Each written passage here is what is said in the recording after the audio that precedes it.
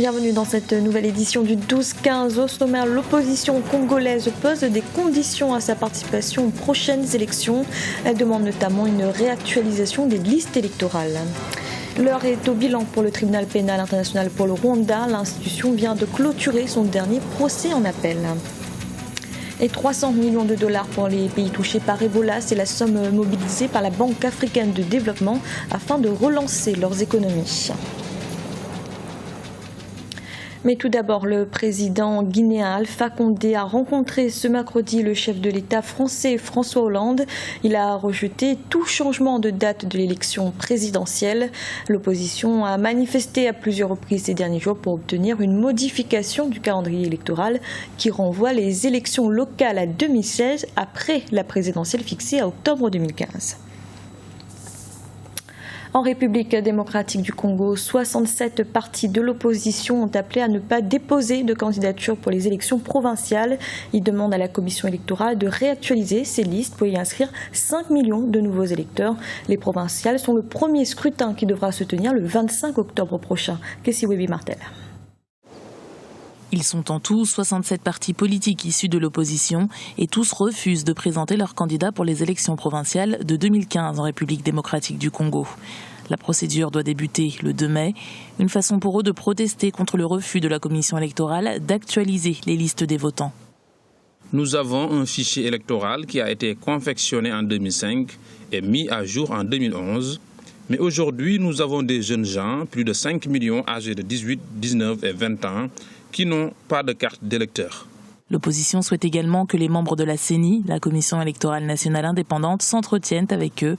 Autre demande, la révision du calendrier électoral. L'échéancier prévoit en effet l'organisation de 7 scrutins au cours des 18 prochains mois.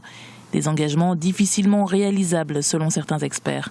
Pour mettre en place un calendrier global, il faut tenir compte des capacités de financement des élections. Or, la RDC aujourd'hui n'a pas les moyens pour financer toutes les élections. Donc, une des propositions phares qui me paraît crédible est justement l'annulation ou le report des élections locales, ce qui permettrait de donner une bouffée d'oxygène au financement de l'élection présidentielle et d'y accorder une importance toute particulière. Le décaissement de fonds pour organiser les scrutins figure aussi parmi les exigences de l'opposition, tout comme l'ouverture d'une enquête indépendante et internationale sur la tombe commune du cimetière du Maluku.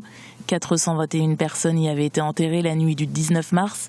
Une procédure de désengorgement des morgues pour les autorités, mais une tentative de dissimuler les victimes de la répression de janvier 2015 pour l'opposition. Du côté du gouvernement, l'attitude de l'opposition est jugée comme gravissime et anticonstitutionnelle.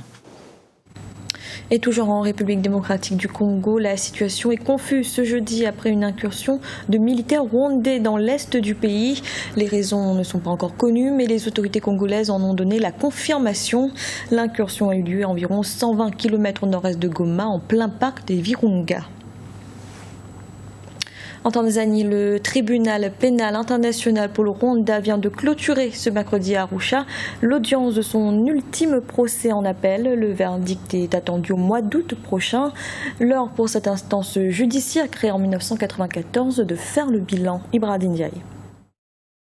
Le tribunal pénal international pour le Rwanda a clôturé ce mercredi 22 avril à Arusha, en Tanzanie, l'audience de son ultime procès en appel. 6 personnes étaient jugées, parmi elles l'ex-ministre rwandaise de la famille, Pauline Yiramashuoko, âgée de 69 ans. Si l'instance a permis de rendre justice à de nombreuses victimes, son bilan reste mitigé. Elle a accompli de grandes tâches et nous pouvons regretter que tout n'était pas rose, mais quand même reconnaître que le travail a été bien fait et en cela on félicite et on encourage à ce que les prochaines fois les choses puissent se faire plus décemment et plus normalement. Pauline Yiramashuoko a été condamnée en première instance à la perpétuité et incarcérée depuis juillet 1997. Comme ses 5 co-accusés, elle a demandé l'acquittement. Le tribunal pénal international sur le Rwanda clôture et c'est une bonne chose d'abord d'avoir existé. Il a permis d'aborder ces procès. En même temps, on peut déplorer le manque de bilan parce que moins de 100 personnes qui ont été condamnées, au moins jugées. Et là, on se retrouve à la fin des procès au moment où il y a beaucoup de génocidaires qui se promènent, qui n'ont pas été arrêtés. Le verdict de ce dernier acte du tribunal est attendu en août 2015. Rappelons que le tribunal pénal international pour le Rwanda a été créé en 1994. La Banque africaine de développement mobilise 300 millions de dollars pour 3 pays d'Afrique de l'Ouest. Il s'agit de la Guinée, de la Sierra Leone et du Libéria. Ce financement a pour objectif de soutenir la relance des économies de ces pays affaiblis par l'épidémie d'Ebola. Emmanuel Milimono. La Banque africaine de développement vole au secours des pays touchés par l'épidémie d'Ebola. Avec un financement de 300 millions de dollars, l'institution panafricaine compte soutenir les efforts de relance de l'économie en Guinée, en Sierra Leone et au Libéria. Le montant sera destiné notamment à la construction d'un centre chargé de surveiller et prévenir l'émergence d'épidémies sur le continent et à la restauration des moyens de subsistance des populations touchées par la maladie. Sur un autre plan, les fonds seront aussi affectés au projet de rétablissement des infrastructures socio-éducatives et sanitaires. Ce n'est pas le moment de baisser les bras. Nous devons renforcer les soins de santé primaire en Afrique, alléger la dette des pays touchés et se préparer dès maintenant à faire face à la prochaine épidémie.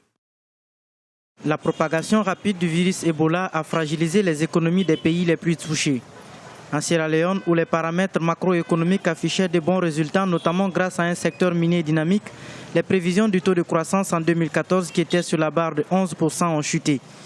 Les secteurs du cacao et du café, qui constituent 90% des exportations agricoles, ont aussi été frappés par l'épidémie. La croissance dans ces 3 pays a baissé de façon considérable. L'appui de la BAD est une bonne chose, mais ça ne suffira pas pour relancer l'économie globale. Si cet argent est débloqué, ça doit être sur la base de programmes de développement au niveau de ces pays-là, qui soient concrets et qui soient orientés vers, en tout cas, l'amélioration des conditions de vie des populations, tant en matière sociale, économique qu'en matière de santé.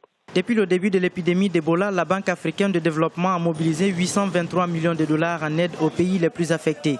Selon les statistiques présentées par la Banque mondiale, cette épidémie devrait entraîner des pertes d'activité de l'ordre de 2,2 milliards de dollars en 2015 dans les 3 pays ouest-africains.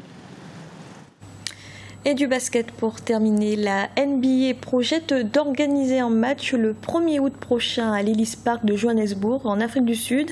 Une grande première pour le continent. La rencontre opposera une équipe composée de joueurs d'origine africaine qui évoluent dans le championnat professionnel nord-américain à une équipe internationale. Les bénéfices de cette rencontre seront redistribués à des programmes humanitaires. C'était le journal de la rédaction. Merci de l'avoir suivi. Retrouvez dans un instant une nouvelle édition de l'information.